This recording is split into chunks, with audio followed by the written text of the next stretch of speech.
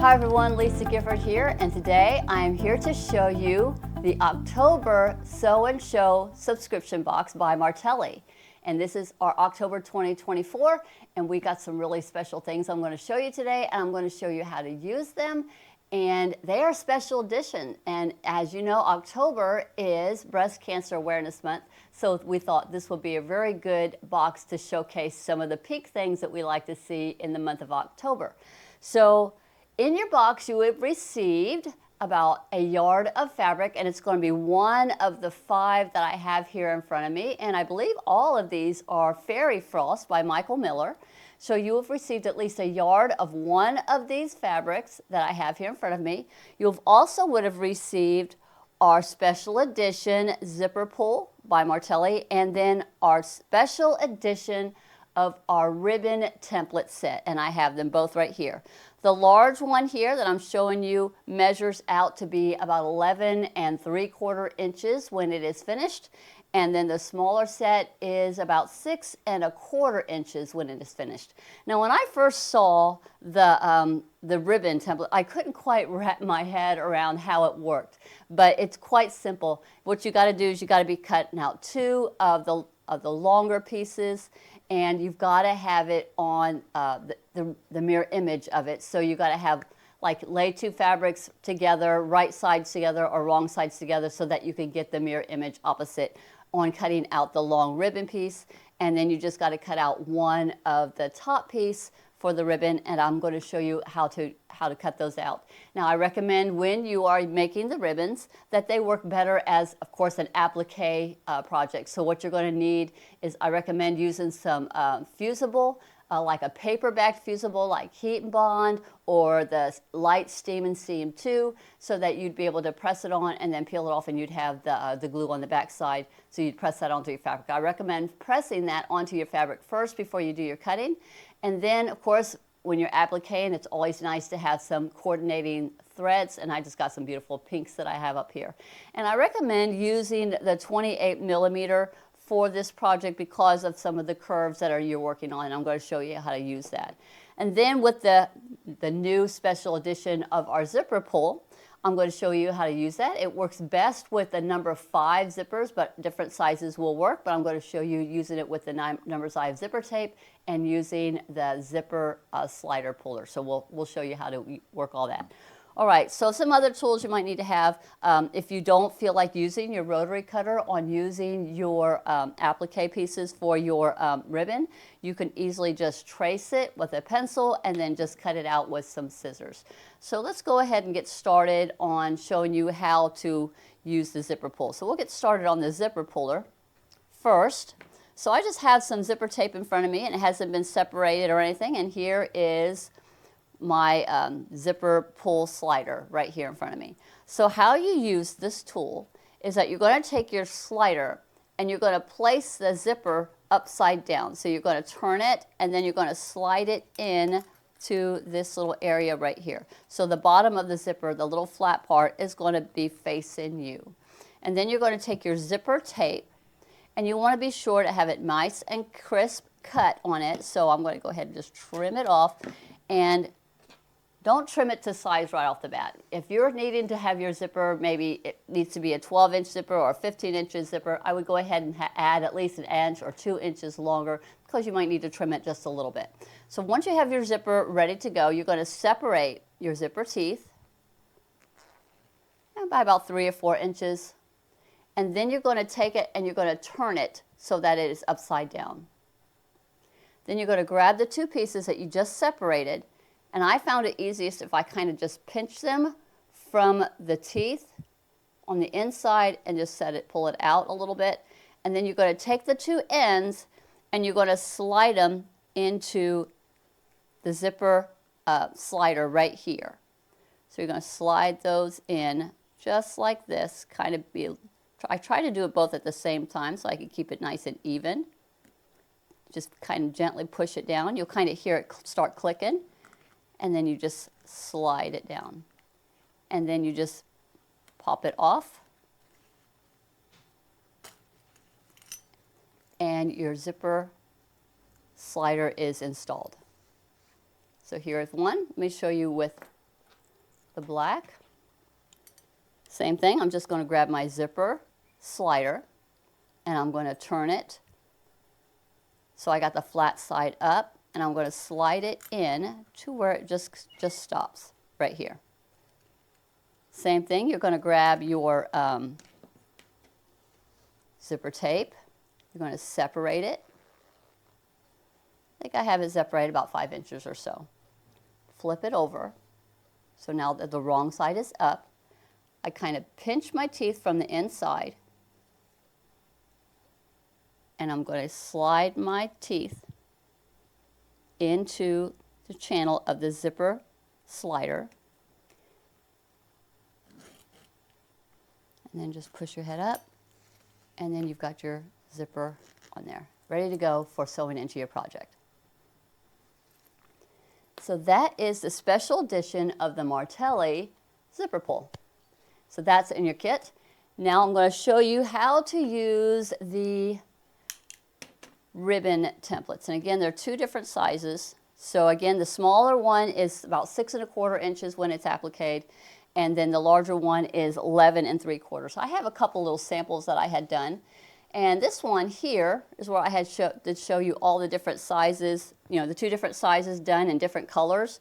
And it works really well if you have an accent color that kind of makes it look like the shadow of the ribbon wrapping around. This one here I did darker with a lighter, and then the other one that I'm going to show you here is where I did lighter with darker. I've done these ribbons with the pink and then with the black. It's always good to have a good solid background. Now, I also wanted to show you a couple different applications on this one. On doing the applique, on this piece right here, I actually appliqued it on some fusible foam. So I took the fusible foam and I pressed it onto my background fabric. And I see it when you're doing your applique stitches, it just kind of gives it a little bit of that 3D dimension on it for when you're making your blocks onto here. And then this one is done where I've got some fusible fleece on the back side. It's really good when you're doing an applique to have something on the back side so it will stabilize it when you're doing your applique work. So fleece or just a lightweight fusible, anything that will stabilize your fabric when you're doing your applique. And then again, I'm using the Heat and Bond Light, featherweight, the Steam-A-Seam, whatever you want to use to put on the back of your fabric, so that once you get it cut out, you'll easily be able to peel this off and then iron it down into position. All right, so let's go ahead. I'm going to show you cutting the larger one. So I've cut them where I can cut 2 at a time.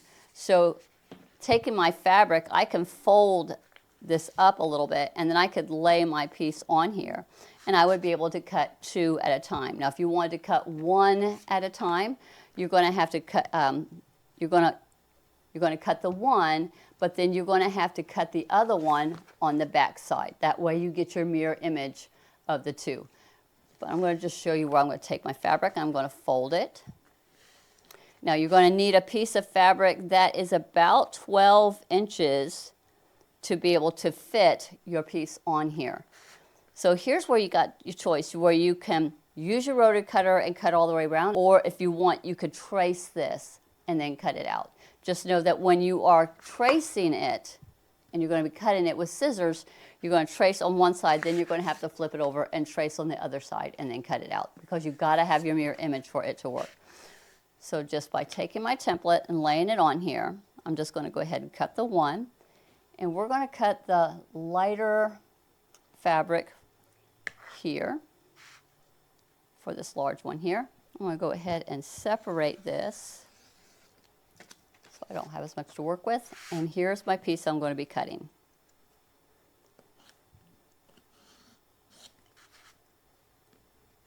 You just follow along the edge.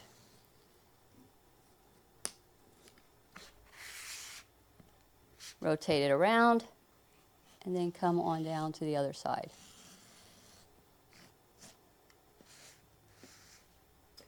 And now you'll have your 2 pieces ready to go.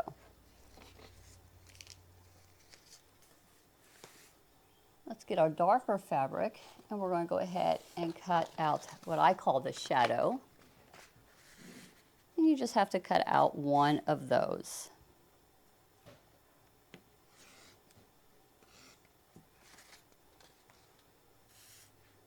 I already have my fusible on here.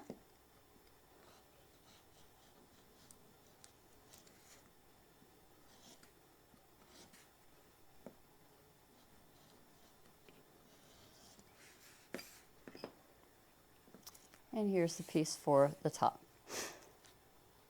So you're going to position this on your fabric, and then you're going to wrap your ribbon around it.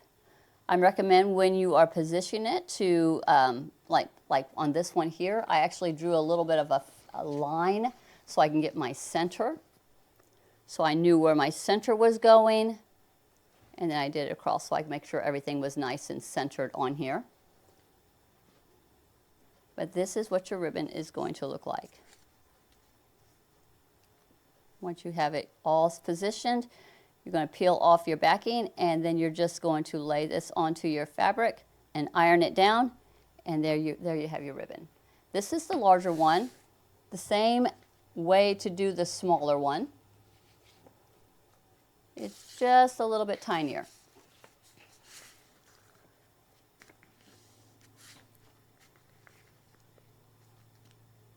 Don't need quite as much fabric for this one.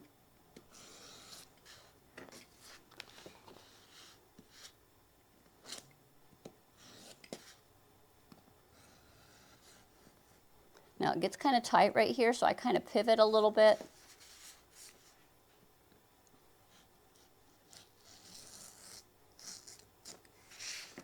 Now you have your two pieces.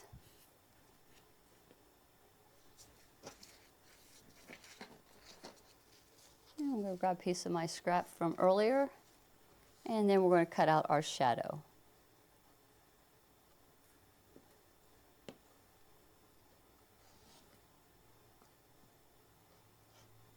And if you don't feel comfortable using the rotary cutter on such a small piece, then just trace it and use your scissors.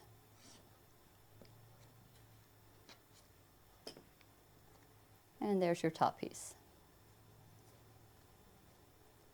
And when it's fully put together, again, it measures 6 1/4 inches from the very top to the very edge. And then the larger one is 11 3/4 inches. You know, I didn't measure the width of it, but I'd say at the widest point, it is about 6 inches for the larger one. At the widest point for the smaller one, it is about 3 inches. So that is all the pieces to your box. I hope you enjoy using your Martelli Special Edition ribbon. It could be used for all kinds of different colors of ribbons, all kinds of different projects that you want to use it for. And then, of course, the zipper pull. Everybody needs to have the zipper puller because we love to do our projects and having zippers, and to be able to use different zippers and different zipper sliders just makes all of our projects lots of fun. So I hope you enjoy it today. Thank you so much for hanging out with me for a little bit. Y'all have a wonderful day. This was our October Martelli Sew and Show Subscription Box 2024. Wait till you see the next one for November. Thank you so much. Bye-bye, everybody.